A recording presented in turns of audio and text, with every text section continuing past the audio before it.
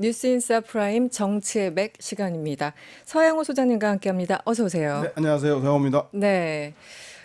특검이 세 개가 굴러가다 보니까요. 정말 쏟아지는 네. 뭔가 이렇게 등짝에 많은 뉴스들을 이고 사는 듯한 느낌이 듭니다. 오늘 그럼에도 불구하고 하나하나 좀 여쭤볼게요. 윤석열 씨 얘기부터 시작을 해야 될 것 같습니다. 몸이 너무 아파가지고 구속도 안 된다, 조사도 안 된다, 나 집에 갈래. 그래서 결국 오늘 조금 있다, 10시 15분이죠. 구속 적부심 열립니다. 출석하겠다라는 입장이죠. 네. 네. 그 선택적으로 몸이 아픈가 봐요. 특검에는 갈 때는 너무 아프고 네. 적부심한 때는 그럴 가벼운 수 마음으로. 있고 예. 아마 제가 볼 때는 전체적으로 구질구질한 모습인 것 같아요. 네. 그 원래 저희가 이것이 계몽령이라고 하면서 의회 독주를 막기 위해서 네. 내가 분연히 떨쳐 일어났다. 뭐 이런 거라면 느낀 것이 그것에 따르는 피해나 문제점 네. 이런 거 내가 감당하겠다 이렇게 해야 지지자들을 비롯해서 그렇죠. 그 부동층에 대해서도 명분이 있는데 저희가 무슨 뭐 그 안중근 의사 옥중에 있을 때 그 어머님이 얘기했던 것처럼 네, 네. 야 일제 목숨 구걸하지 말고 그냥 거기서 죽어라 네. 라고 하는 것도 아니지 않습니까? 그런 거 바라지도 않고 단지 본인이 했던 일에 대해서 법정에 다퉈보겠다. 네. 의회의 독주가 잘못인지 나의 그 계몽령이 잘못인지 이런 정도 나와줘야 되는데 네. 자기가 재판조차 받지 않겠다고 뭐 구속 적부심 취소 신청을 적부심을 해서 자기를 구속 취소시켜 달라고 하는 거 보면 제가 볼 때는 첫 단추부터 윤석열 그 내란 수계 혐의자는 잘못 깨고 있는 게 아닌가 생각이 듭니다. 네. 뭐 구속적부심 어쨌든 출석을 해서 뭔가 판단을 받을 것 같지만 사실 뭐 거의 100% 아닙니까? 예, 기각될 거라고 생각을 하는데 이런 거예요. 기력이 약해지고 건강이 악화됐다. 어지럼증으로 구치소내 접견실 가는데도 계단 올라가는 게 힘들다. 접견실 가는 것도 힘들다고 얘기를 했어요.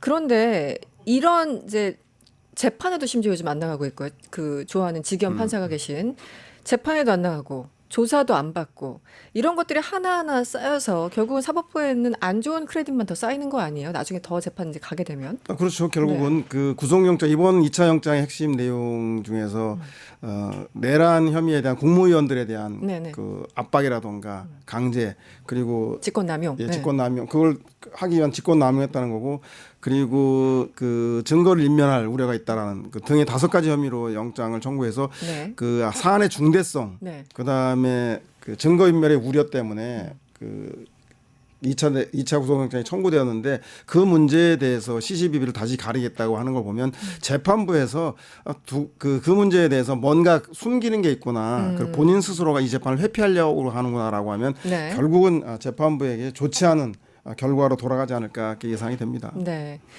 그리고 윤석열 씨, 피의자 윤석열 씨와 한 몸이죠. 김용현 전 장관. 네. 어제 그러니까 그 기존의 검찰에서 기소한 거 말고 이제 내란 특검이 기소한 건 다른 재판부에서 재판이 네네. 열리잖아요. 그래서 어제 첫 공판 준비기일이 열렸는데 본인은 참석은 안 한 것 같고 이제 변호인만 나간 것 같습니다. 그런데 20분 만에 종료됐다고 하는데 네. 도대체 무슨 일이 벌어졌습니까? 아니 갑자기 무슨 재판부가 왜 마스크를 썼냐라고 시비를 걸면서 얼굴을 모르면 네. 재판 그 비밀도 아니고 공개 재판에 어긋난다라는 둥 뭐 피의자의 그 방어권 행사할 수 없다는 둥 막 횡설수설 했는데 아니 재판부는 실명 재판이잖아요. 네. 이름이 재판부 공개가 되고 그렇죠. 마스크를 쓰는 건 본인이 그 개인의 안전을 위해서라든가 건강상의 문제로 쓰는 것인데 네. 재판부 명단은 재판 그 홈페이지에도 재판부 홈페이지도 나와 있고 네. 그리고 재판정에도 공개하고 있기 때문에 마스크를 쓰는데 재판부가 자기를 신분을 가리겠다 뭐 이런 건 말도 안 되는 그 핑계고 그냥 트집 잡기 위한 트집인 것 같고 네. 어쩌면 그 이미 네. 그 제가 볼 때는 재판부 흠집내기 뭐 정치보복 재판으로 이렇게 여론전을 몰고 가려고 하는 게 아닌가 싶어서 실제 재판의 양형 싸움 네. 시시비비를 법리 다툼하는 건 포기한 게 아닌가 그래서 정치전적 성격이 좀 강한 것 같고 혹시 모르죠 또 재판부를 바꿔달라고 막 요구해서 제2의 직위원 같은 그런 재판부 쇼핑을 하려고 하는지 몰라도 네. 이미 재판부에서는 이의 없다고 재판부 네. 변경을 기각한 상태이기 때문에 제가 볼 때는 여론전 정치적 성격이 강한 것 같습니다. 아니, 아직도 그 여론전이 통할 거라고 생각을 하나 봅니다. 이자들은. 그 어제 재판장은 이제 한성진 재판장이었는데 결국 그런 거잖아요. 당신이 우리를 이제 구속시키는데 영장을 발부했으니까 당신 스스로 회피해야 돼. 이런 주장이었던 것 같아요. 네. 매일 번다고 하죠, 이런 경우. 재판부 스스로 피고인에 대해서 회피 신청해 줄 것을 요청한다. 내가 지금 불법 구금되고 있다. 네. 그래서 어쨌든 재판부가 보다 못해서 정말 20분 만에 종료되는 것 자체도 굉장히 좀 이례적인 것 그렇죠. 같기도 더 이상 하고요. 핵심적인 재판 기일을 위한 협의가 되지 그렇죠, 않고 그렇죠. 재판부 자체를 소위 말해 탄핵하는 내용에 대해서 재판부는 이미 기피 신청을 받아들인 걸 기각했는데 또다시 억지 또다시. 주장을 하니까 재판부는 더 이상 얘기 들을 것도 없다 하고 네. 20분 만에 종료한 것 같습니다. 정말 대단합니다. 이 사람도 정말 대단해요. 네. 또 약간 숨어 있던 사람들 요즘 하나하나 이제 부각되죠. 뭐 김태호 차장도 그렇고 조태용 국정원장도 그렇고. 그런데 그 전에 조금 더 많이 부각됐던 건 역시 절친 이상민 전 장관입니다. 어제 특검에서 이상민 그 뭐 관련해서 압수수색을 한 9곳인가 뭐 했다고 네네. 합니다. 어떻게 보셨어요? 이상민은 지금 모든 혐의를 부인하고 있지 않습니까? 그렇죠. 원래는 그 내란이 윤회 단독 범행이고 네. 자신은 크게 개입하는 게 없다. 제일 핵심적인 게 단전 단수에 관련해서 네, 네. 대통령 책상 위에 있는 걸 이렇게 얼핏 메모를 봤다라는 정도로 했는데 네. 이번에 드러난 사실은 이렇게 그 본인 스스로가 끌려서 억지로 했다는 게 아니라 애초부터 의식적으로 계획적으로 내란에 참여한 공동 정범이 아닌가라고 특검은 보고 확신하고 있고. 있는 것 같습니다. 그래서 네. 두 가지인데 하나는 잘 아시겠지만 그 소방청장 허석권 전 네. 현 소방청장이 수사기관 조사에서 이 장관이 계엄 당일날 전화해서 뭐 MBC하고 여론조사 꽃등에 단전 단수로 하라라고 전화를 직접 했다라고 하는 걸 확인했고 네.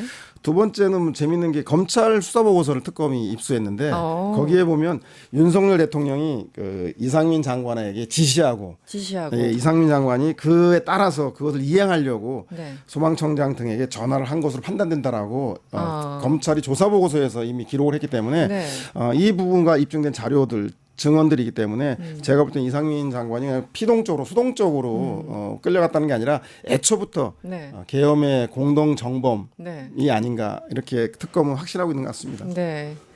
한덕수 전 총리는 종이가 뭐 뒷주머니에 있고 뭐 최상목은 차관보한테 맡겼고 어쩌고 저쩌고 이 종이들이 다 지금 도대체 이 종이 쪽지들이 무슨 죄입니까? 이상민 전 장관 같은 경우 멀리서 뭐 봤다고 하는데 눈도 참 좋으신데 나중에 그 회의장 그 대기실에 있었던 그 CCTV를 보니까 네, 예. 이분들이 사실상 문건을 다 보고 심지어 상의하는 그런 장면까지 포착됐다는 보도가 나오고 있잖아요. 네. 그럼 이상민 전 장관 같은 경우는 지금 약간 빼박 분위기로 가는 걸까요? 어떻게 보세요? 그렇죠. 이상민은 단순하게 피동적인 끌려간 사람이 아니라 네. 적극적인 내란의 공모자이고 특히 이 계엄 이후에 소위 말해서 뭐라 그래요? 안가 모임에서 네. 이것을 은폐하기 위해서 민정수석과 법제처장하고 같이 충암구 멤버들이 모여서 의심스러운 모임한 정황만 보더라도 이상민은 이 계엄에 아주 깊이 있게 관여되었다. 적극적 실행자였다라는 것이 드러나고 있는 것 같고 네. 특검도 이것을 놓치지 않고 있는 것 같습니다. 그렇군요. 네. 또 하나 있습니다. 사실 이번에 내란에서 가장 정말 끔찍했던 아무리 생각해도 끔찍했던 것은 물론 노상원 수첩에 나온 적나라한 뭐 표현들도 있지만 결국은 북한을 전쟁으로 끌어들이려고 했던 그 의혹들 아니겠습니까? 그래서 역시 킴에는 김용대 드론작전 사령부 사령관입니다. 드디어 특검이 어제 한 13시간 이상 조사를 했다고 하는데요. 제가 그 김용대 사령관이 국회에 나와서 증언하는 걸 여러 차례 계속 유심히 봤는데 이분은 뭔가 거짓말하고 있구나라는 느낌을 전 받았어요. 네네. 거의 기계처럼 얘기했죠. 확인해드릴 수 없습니다. 확인해드릴 수 없습니다. 그때 그 표정이 굉장히 또 당당했어요. 네. 그런데 지금 하나하나 드러나는 거 보니까 굉장히 적극적으로 관여한 것 같고 그럼에도 불구하고 본인은 또 부인하는 것 같고 어떤 상황으로 보시나요? 본인 제2의 장세동의 길을 걷겠다. 나는 국민보다는 그 정도로? 윤석열을 편에 끝까지. 서겠다라는 이런 입장일 것 같은데 네. 근데 문제는 뭐냐면 너무 증거가 차고 넘친다는 거예요. 그러게요. 이렇게 크게 부인하는 건 본인이 외환죄의 그 죄를 받지 않기 위해서 그렇고 네. 윤석열의 지시가 없었다라는 것들을 부인하려고 하는데 네. 그러기에는 너무 많은 일을 저질렀죠. 예를 들면 드론 부대 이름을 브라보 부대에서 일중대로 갑자기 바꾼다던가. 저 그 얘기 듣고 깜짝 놀랐어요. 어떻게 이게 약간 그 표지갈기 아닙니까? 그렇죠. 그리고 원인 모르게 드론 부대 컨테이너 드론을 모아놓고 삐라를 모아놓던 창고에 불이 나고 네. 더 웃긴 것은 이 드론이 이렇게 항로를 따라서 평양에 갔던 그 경로 데이터 시스템이 있는데 네. 그 데이터 시스템을 업데이트해서 삭제를 해버렸습니다. 이런 걸 보면 제가 볼 때는 물증도 충분하고 특히 현역 군 장교가 녹취록에서 네. 대통령 지시라고 무인기 투입이 그랬죠. 대통령 지시라고 하면서 국방부와 합참 모르게 진행하라. 라고 하는 진술을 하지 않았습니까? 네, 그래서 네. 제가 보기엔 이 장교의 진술하고 증거를 없애려고 했던 것들 뭐 그런 것만 보더라도 제가 볼 때는 그 김용대 드론 사령관이 윤석열을 보호하려고 하지만 결국은 진술을 이 소위 말해서 사실을 밝히지 않고 네. 은폐하려고 하는 네. 그런 문제가 드러나고 있어서 제가 볼 때는 이 문제도 조만간 특검이 전체 얼개를 네. 소상히 밝히지 않겠나 생각이 듭니다.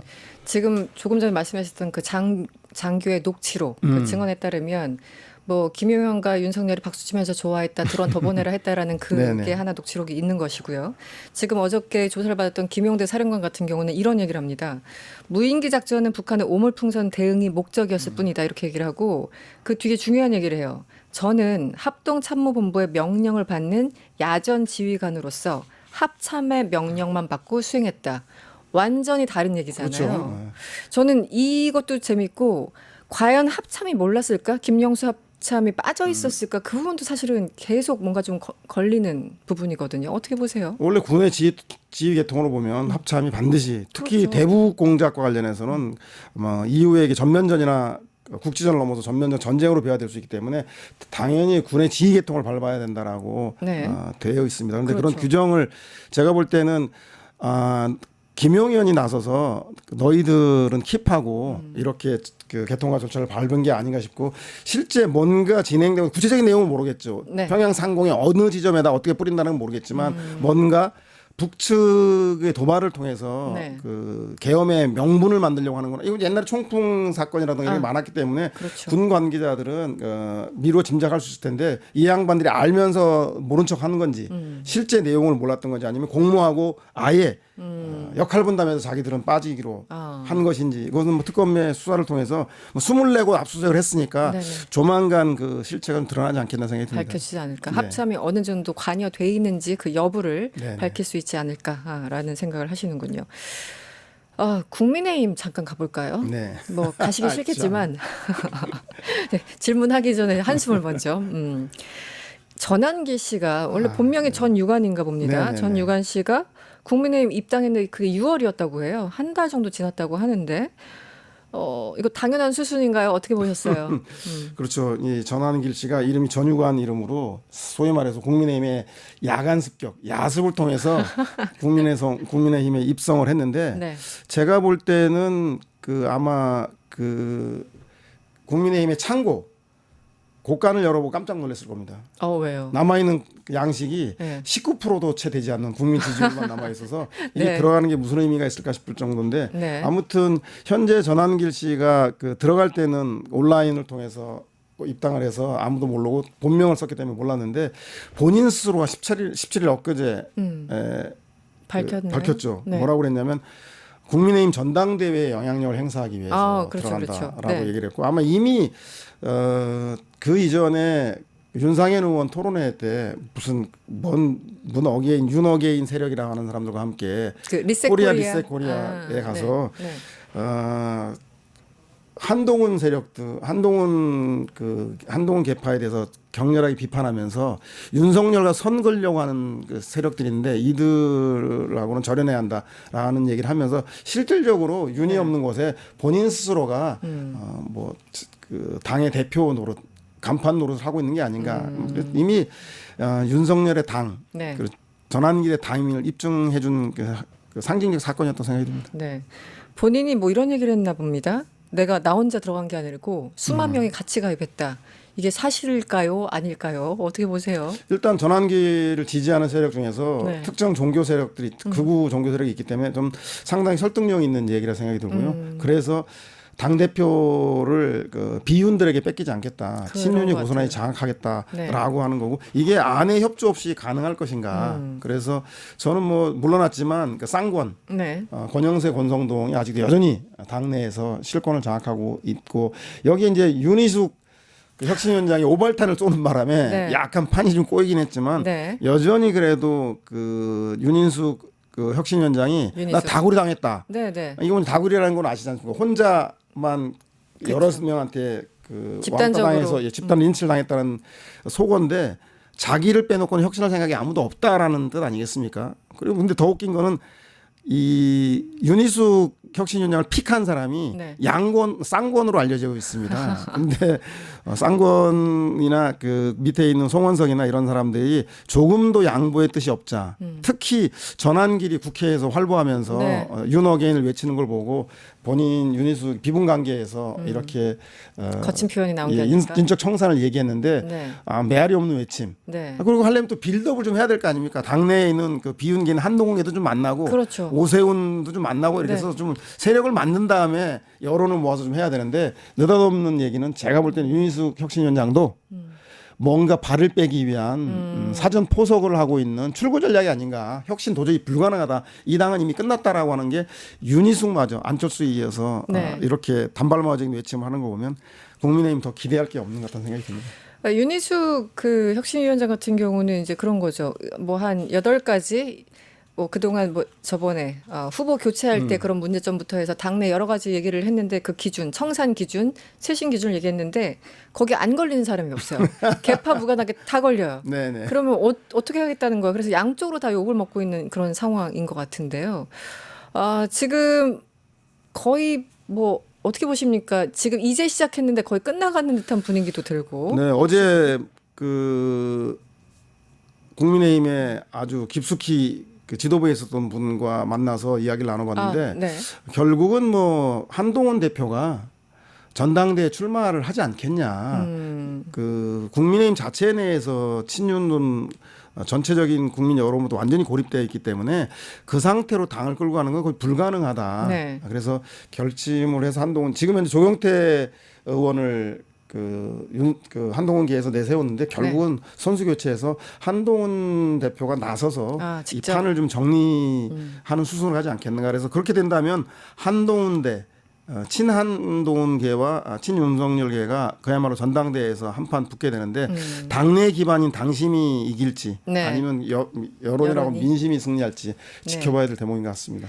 어쨌든 그 조금 전에 우리 소장님께서 윤희숙 혁신위원장 발언을 말씀을 하셨는데 저희가 영상이 준비돼 있습니다. 잠깐 보고 오실까요?